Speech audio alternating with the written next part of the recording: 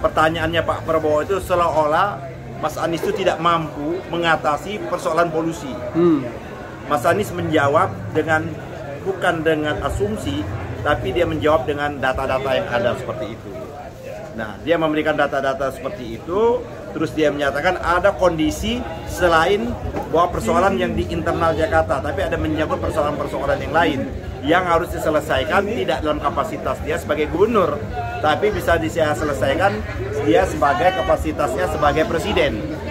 Itu juga dulu janjinya Pak Jokowi, ya kan, janjinya Pak Jokowi pada waktu dia mencalonkan diri menjadi capres. Persoalan macet dia bisa menjawab bahwa nanti kalau dia jadi presiden dia bisa mampu. Ternyata setelah dia hampir 10 tahun dia tidak mampu menjawab persoalan itu. Nah, Anies mampu memberikan jawaban-jawaban yang akurat seperti itu. Yang kedua adalah menyangkut, karena ini temanya kan tema hukum tata kelola pemerintahan dan hak asasi manusia. Tadi banyak menyimpang, ya kan, menyimpang dari tema topik debat itu sendiri. Mas Anies fokus dalam tema itu, dia taat azas dalam tangka tema hukum tata kelola pemerintahan dan hak asasi manusia.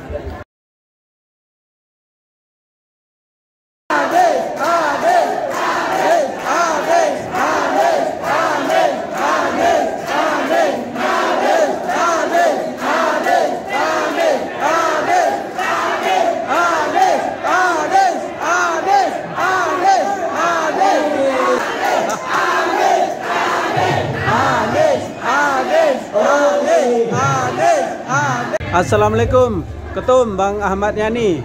Waalaikumsalam warahmatullahi wabarakatuh. Masya Allah, ini saya minta pendapatnya, ya, Fafifa TV minta pendapatnya sedikit Bang Da untuk debat perdana di malam hari ini antara 3 capres. Gimana pandangannya Bang Da melihat Pak Anies terutama ya, capres kita nih? Yang pertama tentunya dalam penguasaan materi ya. Dari penguasaan materi, kalau kita mau beri skor, saya kira Anies itu mendapat skor A+.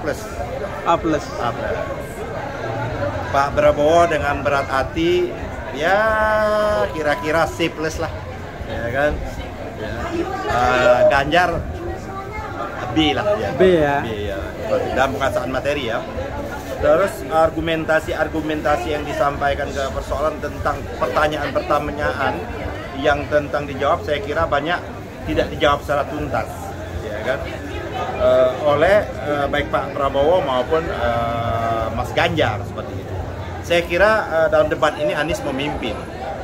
Banyak hal-hal yang paling mendasar, ya kan, hal-hal yang paling mendasar, hal-hal yang ditunggu oleh publik itu dijawab tuntas oleh Mas Anies. Bahkan ada seolah-olah ingin memberikan serangan, ya kan, kepada Mas Anies, justru itu menjadi amunisi buat Anies sebaliknya. Contoh ya kan tadi, bagaimana menyangkut masalah anggaran DKI yang begitu besar. Pertanyaannya Pak Prabowo itu seolah-olah Mas Anies itu tidak mampu mengatasi persoalan polusi. Mas Anies menjawab bukan dengan asumsi, tapi dia menjawab dengan data-data yang ada seperti itu. Nah, dia memberikan data-data seperti itu, terus dia menyatakan ada kondisi selain bahwa persoalan yang di internal Jakarta, tapi ada menyangkut persoalan-persoalan yang lain yang harus diselesaikan tidak dalam kapasitas dia sebagai gubernur, tapi bisa diselesaikan dia sebagai kapasitasnya sebagai presiden. Itu juga dulu janjinya Pak Jokowi, ya kan, janjinya Pak Jokowi pada waktu dia mencalonkan diri menjadi capres. Persoalan macet dia bisa menjawab bahwa nanti kalau dia jadi presiden dia bisa mampu. Ternyata setelah dia hampir 10 tahun dia tidak mampu menjawab persoalan itu. Nah, Anies mampu memberikan jawaban-jawaban yang akurat seperti itu. Yang kedua adalah menyangkut, karena ini temanya kan tema hukum tata kelola pemerintahan dan hak asasi manusia. Tadi banyak menyimpang, ya kan, menyimpang dari tema topik debat itu sendiri.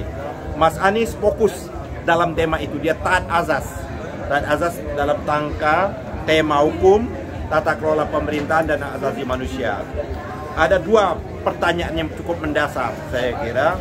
Pertanyaan peristiwa Kanjuruhan dan peristiwa yang namanya kilometer 50. Saya kira tidak mampu memberikan jawaban kecuali retorik yang menjawab seperti itu.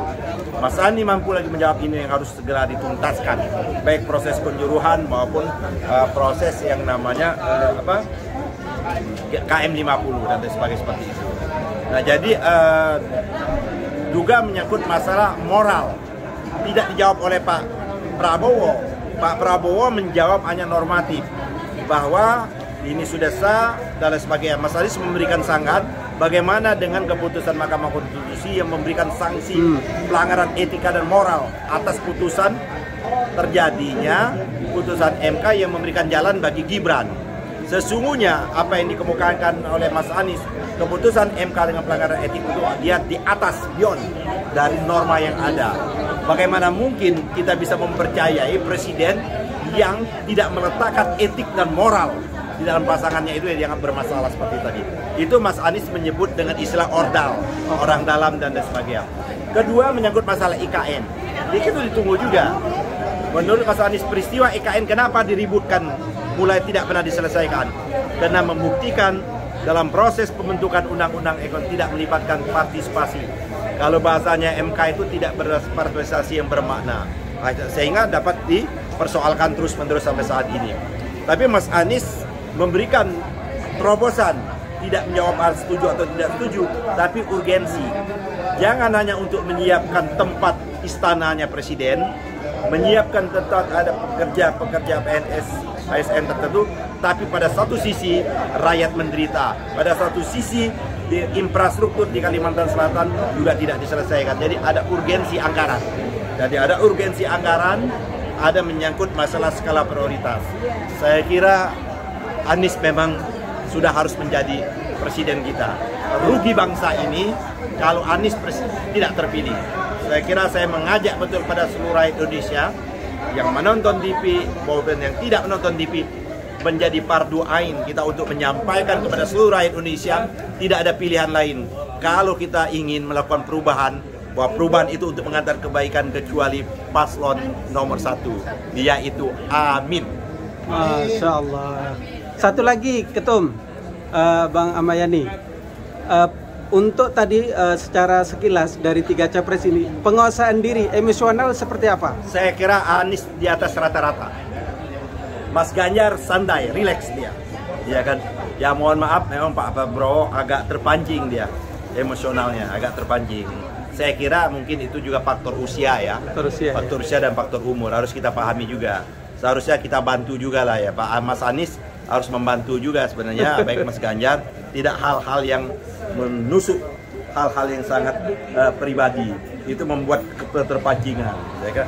Bagaimana Pak Prabowo untuk menutupi ya kan hal itu, maka dia mengalihkan secara retoris dengan ungkapan Anies, Mas Anies.